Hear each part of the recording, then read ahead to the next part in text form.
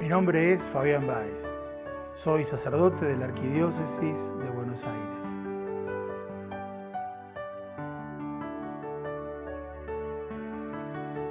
El Papa Francisco, el cardenal Bergoglio, me ordenó diácono y sacerdote y fue mi obispo durante 15 años.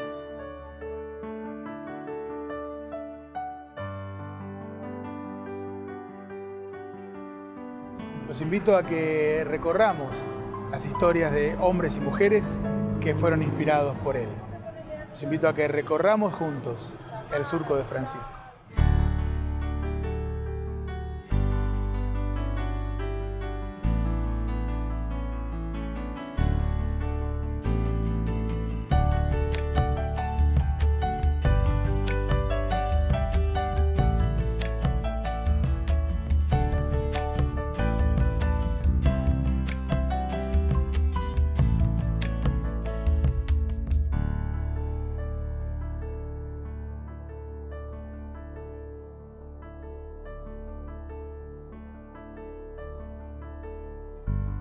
En las vísperas del Año Nuevo de 2005, en un evento multitudinario en la ciudad de Buenos Aires, se produjo un incendio en un recital de música que cobró cientos de vidas, sobre todo de jóvenes.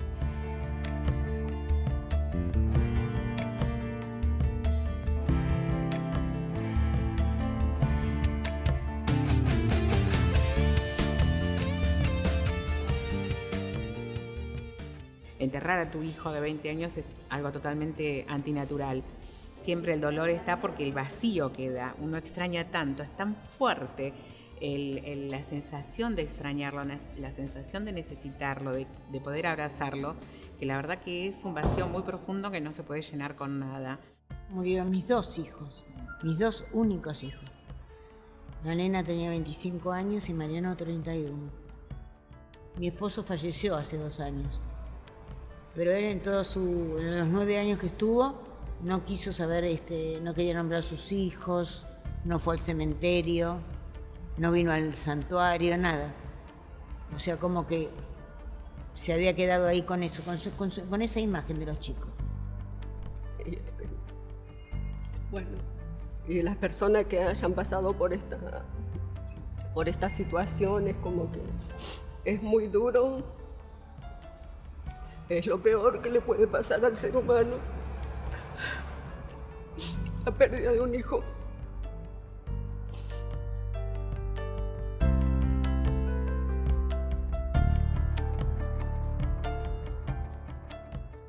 En medio de tanto dolor, ¿se podrá recibir consuelo? ¿Podrán sanar las heridas?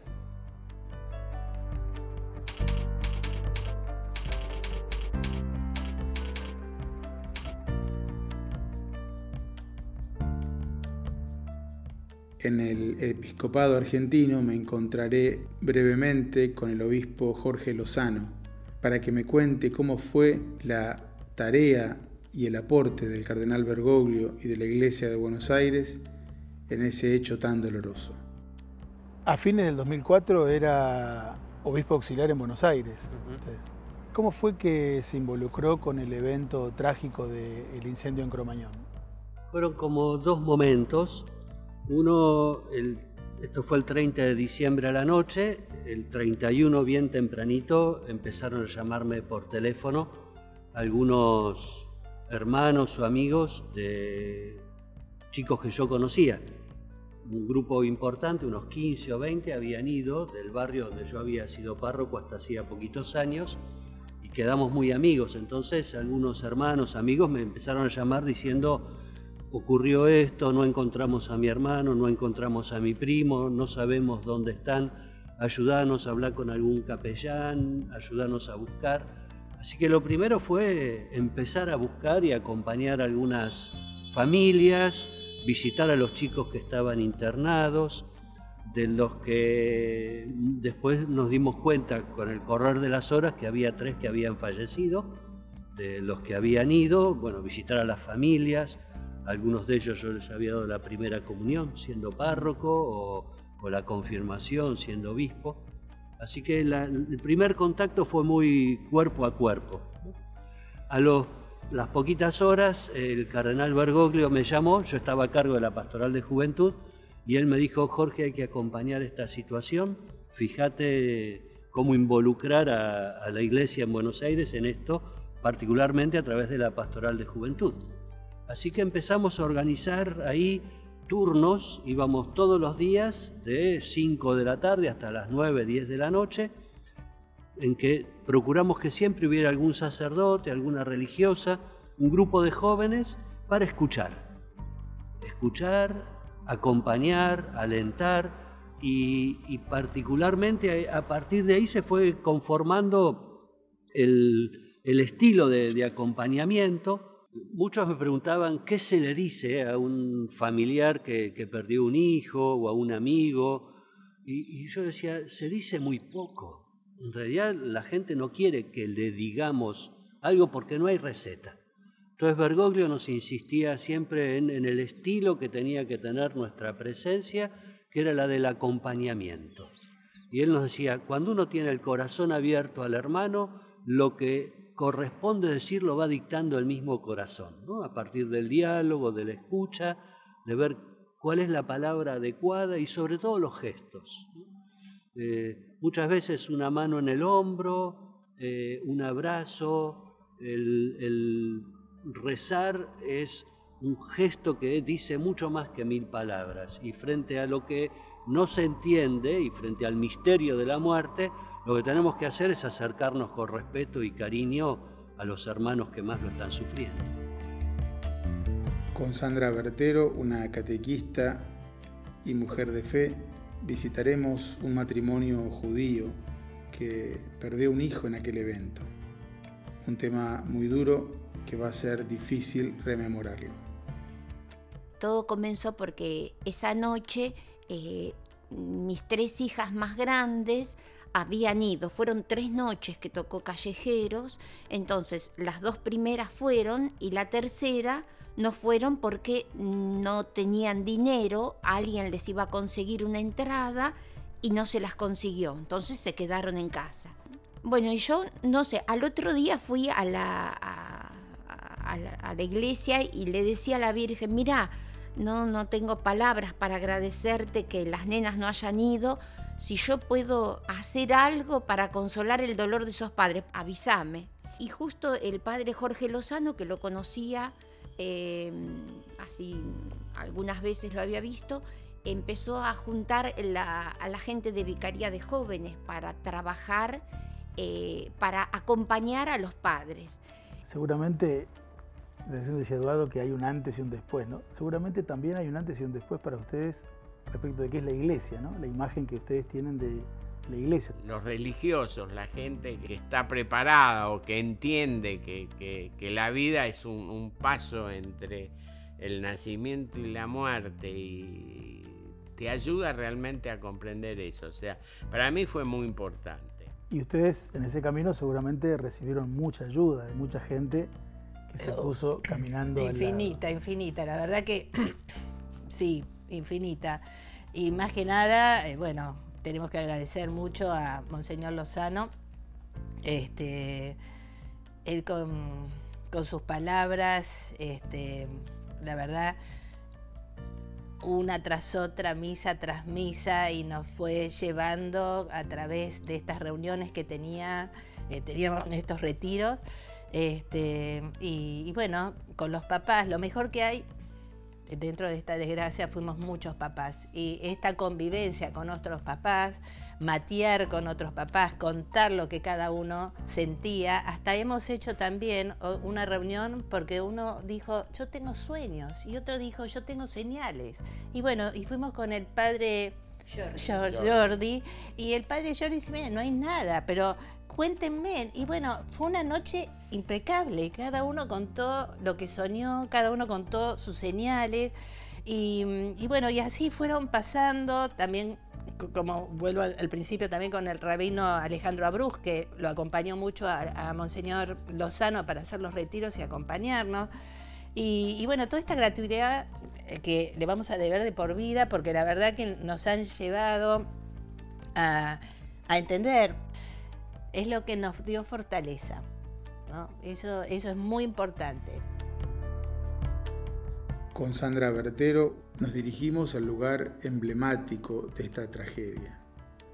En el camino le pediré que me cuente cómo fue su experiencia en este hecho.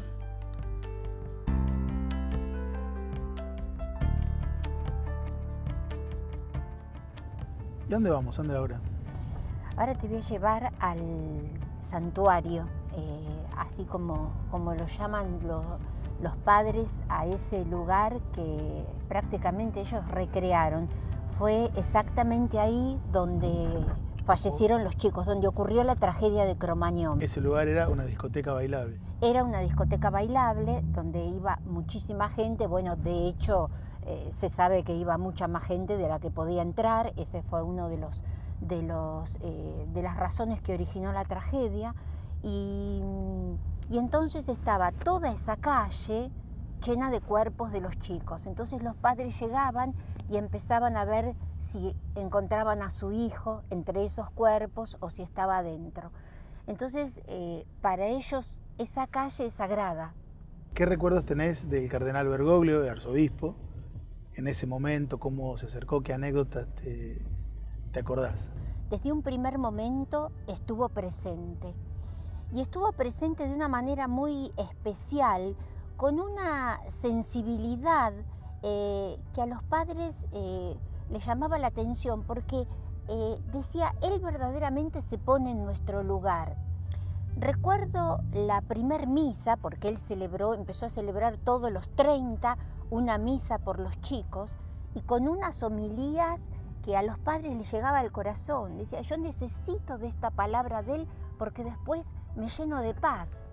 Y todos los 30 iban esperando esa palabra de él. Recuerdo una de las misas en que él dijo, Buenos Aires no ha llorado lo suficiente. Y justo era la sensación que los padres tenían. Sus hijos habían muerto y a los pocos días, a los pocos meses, ya no se hablaba del tema. ¿Y cómo fue tu acercamiento a los padres? ¿Qué fuiste haciendo vos acompañando el dolor de los padres? Primero, yo no tenía experiencia ni de nadie conocido que haya sufrido tanto, que haya perdido un hijo.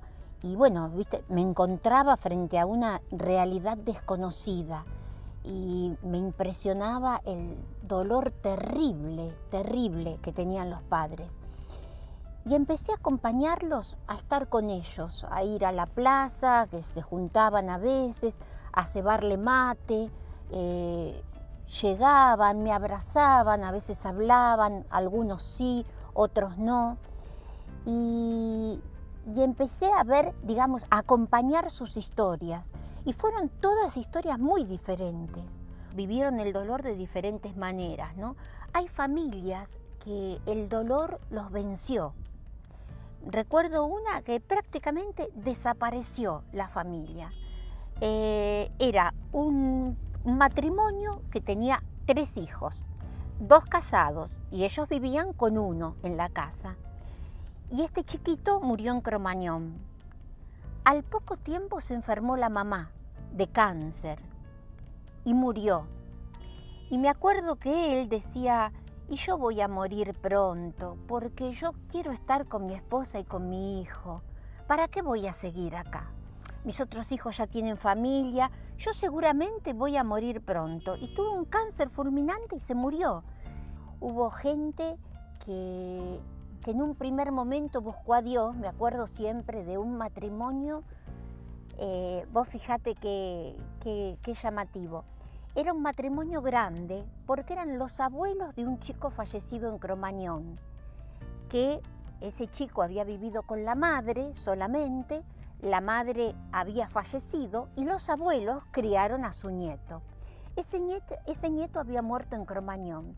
Y vos los veías a este matrimonio ya mayor como agobiados por el dolor. Y un día, estando yo en el santuario donde se iba a celebrar la misa, había una cruz delante para la celebración y ellos vienen y se sientan. Yo estaba rezando un poquito más atrás y los escuché. Y uno le dice al otro, mirá, le dice la señora, sentémonos acá. Y él le dice, ¿para qué? Y dice, no sé, dice, es que estamos con tanto dolor.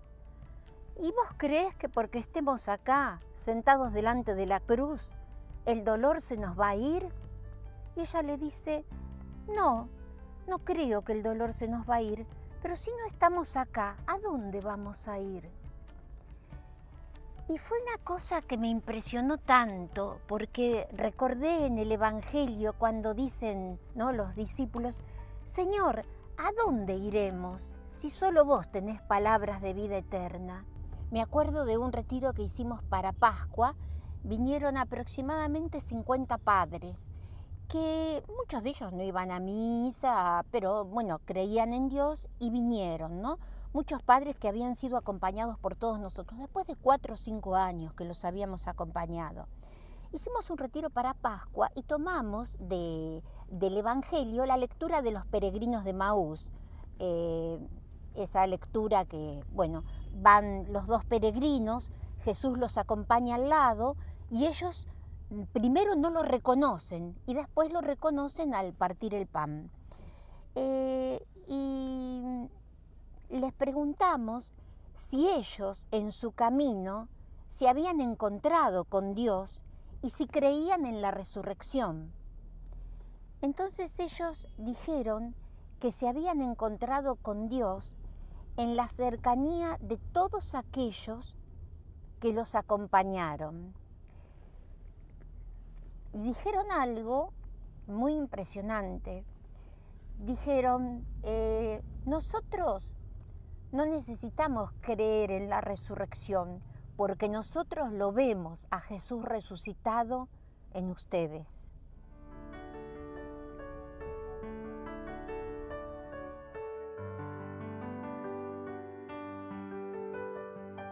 Bueno, y esta es la zona de Once, la zona de acá de Cromañón, donde te van a estar esperando padres que están acá para acompañarte y mostrarte un poco todo y contarte la historia.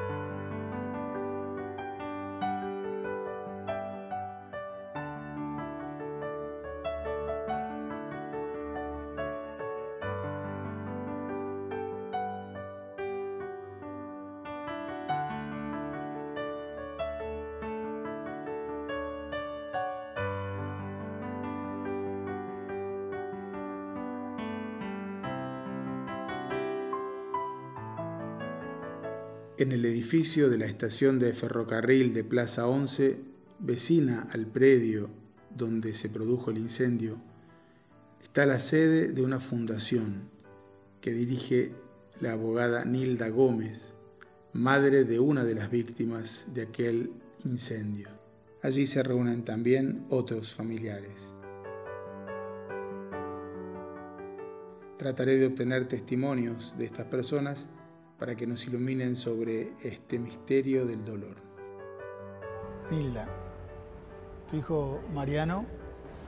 Marianito, sí. ¿Cómo fue tu proceso de ir sanando esa herida? Me parece que yo empecé con esa entrega de decir que se haga, Señor, tu voluntad, porque no se puede luchar contra eso. Y entonces, bueno, ayúdame a entender, ayúdame a soportar y sosteneme porque yo además tengo mi hija con problemas de salud, mi mamá que está grande y mi marido que también tiene problemas así de salud. Hubo 3 intentos de suicidio, mi hija también. Entonces como que son más débiles. Entonces yo lo que le pido a Dios permanentemente es que me dé la fuerza para seguir estando, para que ellos puedan estar bien, que me dé fuerza para no llorar delante de mi mamá, porque a veces las ganas de llorar son muy fuertes y estando con mi mamá no quiero que ella sufra más de lo que está sufriendo. Y yo creo que, bueno, eso, ocuparme de muchas cosas, hizo que pueda lograr eso, que pueda lograr no llorar delante de mi mamá, ayudar a mi marido y a mi hija en este proceso de sostenerlos, y creo que eso va conllevando esa sanación que ninguno por ahí ni se da cuenta que se está curando, porque no creo poder curarme, ¿no? Pero visto ahora en estos términos, uno puede llegar a pensar de que no es resignación, que no es aceptación, sino que es un proceso donde uno aprende a decir esto, ¿no? Que sea tu voluntad, pero ayúdame. Desde aquella noche terrible hasta hoy, ¿qué, al menos una cosa que les haya iluminado el corazón, que les haya iluminado la vida en este tiempo?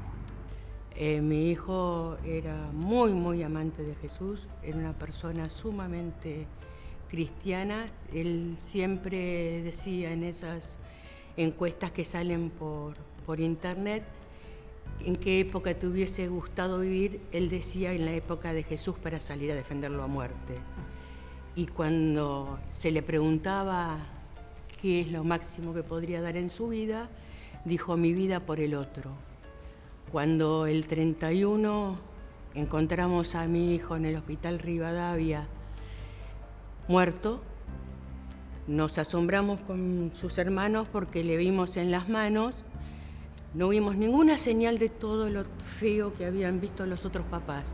Lo único que vi en las manos fue marcas de tiznes en los dedos, como que hubiese agarrado a chicos para salvarlos.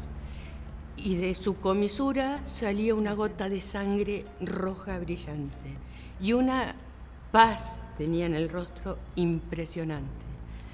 Yo nunca fui una católica ferviente, practicante, pero a raíz de eso y de ver que no me enojaba con Dios por habérselo llevado a los 19 años y el haber tomado contacto con los curitas, como los llamábamos, que nos empezaron a acompañar en las misas de Cromañón, las misas que se hacían al costado de la calle donde había ocurrido el incendio, unido a una persona, a una laica, pero impagable como es Sandra, de ver cómo se nos brindaban, cómo nos contenían, el ver todo ese acompañamiento de la iglesia, ahí entendí, creo, el amor que mi hijo le tenía a Jesús. Ahí entendí y creo que ahí realmente llegó Jesús a mi corazón. Es como que me dio fuerzas a mí para salir de mi dolor y tratar de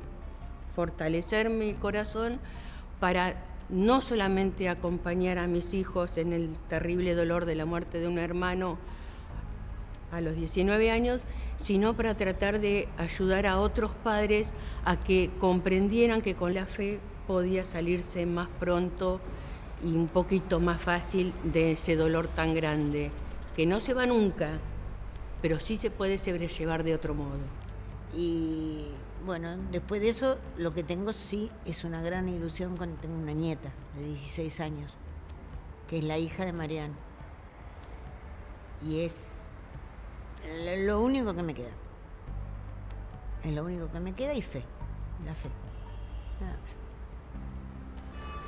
Como que ahora somos una familia, pero eso es familia por la vida, familia Cromañón, que todos esos chicos que está estampado en esa pared, como que son mis hijos. A partir de 11 años estoy con ellos llevando esa bandera. Esa es la luz de mi vida, de nuestra vida, de cada padre, de cada familia. Cristian, vos estuviste en Cromañón esa noche y sobreviviste. Sí, así es. ¿Qué te enseñó toda esa tragedia y todo lo que pasó después? Yo soy católico, apostólico y romano, yo estoy en la Acción Católica y muy creyente de la Virgen de Luján. A mí me enseñó que la vida vale y tiene mucho valor. Bueno, en mi caso yo fui con mi hijo Juan Ignacio y 2 amigos más. Fuimos los 4 y volvimos los 4. Y uno aprende de esa noche que a veces a nosotros nos besó la muerte y nos abrazó la vida. Y en darle valor a las pequeñas cosas, a disfrutar, lo mejor más a Juan Ignacio, escucharlo más, cosa que viste cuando uno es padre, es chico, bueno, dejate bromar, vení mañana. Y siempre uno dice, bueno, mañana lo veo, ¿no? Y mañana pasan estas cosas.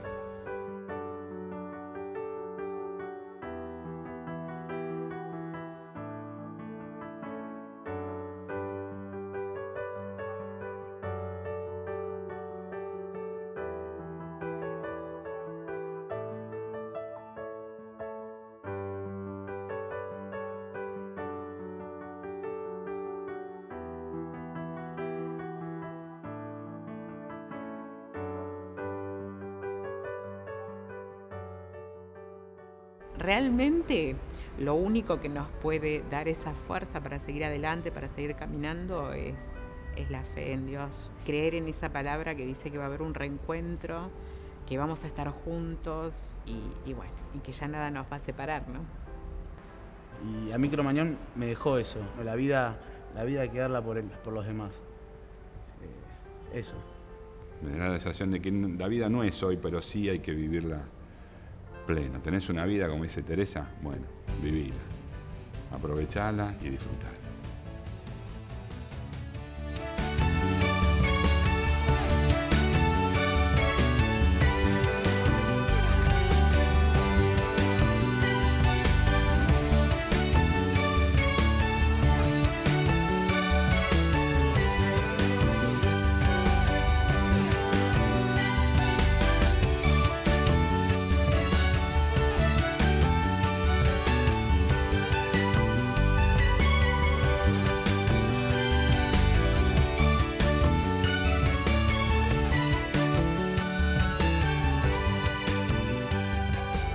Jesús en el Evangelio promete a los que sufren la justicia, la paz, el consuelo, el reino de los cielos.